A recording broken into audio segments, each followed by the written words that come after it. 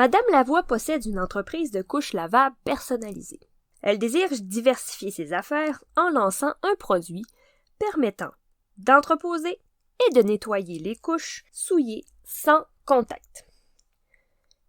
Elle est une bonne couturière et une artiste chevronnée, mais elle ne connaît rien à l'électronique ni à l'ingénierie des objets. Elle décide donc de se tourner vers quelques compagnies potentielles dans sa ville. Pour s'assurer que les produits soient en adéquation avec l'idée qu'elle s'en fait, elle va fournir aux soumissionnaires ce qu'on appelle un cahier de charges. Ce document va contenir les informations détaillées sur les fonctions de l'objet, ainsi que les différentes exigences de Madame Lavoie, qu'on appellera les contraintes. Ces contraintes peuvent avoir un lien avec les délais de fabrication, les matériaux à utiliser, les coûts de production, les effets potentiels sur l'environnement ou l'esthétisme de l'objet. Lors de la conception de l'objet, il faut réfléchir au-delà des contraintes de fabrication. En effet, l'objet ne restera pas sur une tablette dans un magasin éternellement, du moins on l'espère. Il sera acheté et utilisé par des consommateurs. Il faut donc envisager des contraintes du point de vue de l'utilisateur. On n'utilisera pas de la peinture soluble à l'eau pour peindre un vélo, par exemple.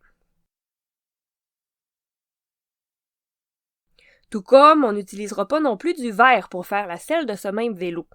Le confort, la durabilité de l'objet seront des critères d'achat pour le client. Il faut donc y avoir réfléchi avant même de commencer la fabrication de l'objet. On peut classer les contraintes en plusieurs catégories.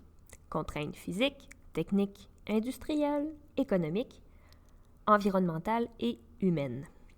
Les contraintes physiques sont liées aux éléments naturels. On doit protéger l'objet des détériorations que peuvent causer le soleil, la pluie, les variations de température, le gel, etc. Les contraintes techniques sont liées au fonctionnement de l'objet ou à son entretien. Les contraintes industrielles sont liées à la production de l'objet. Combien de temps sera prévu pour la fabrication? Quels outils et matériaux seront utilisés? Combien d'ouvriers seront nécessaires?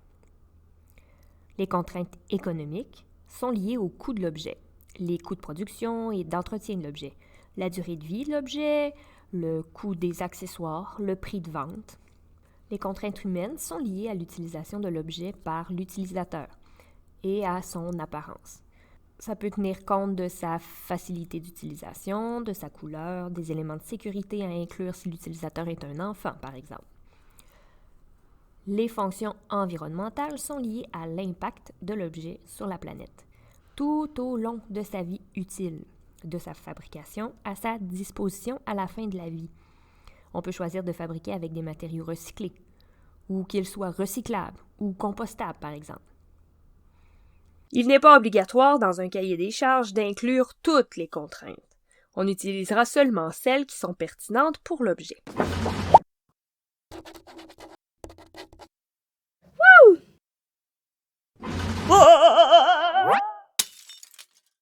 Voici la liste de contraintes que Madame Lavoie a fournies aux différents soumissionnaires pour la fabrication de son appareil de nettoyage pour les couches.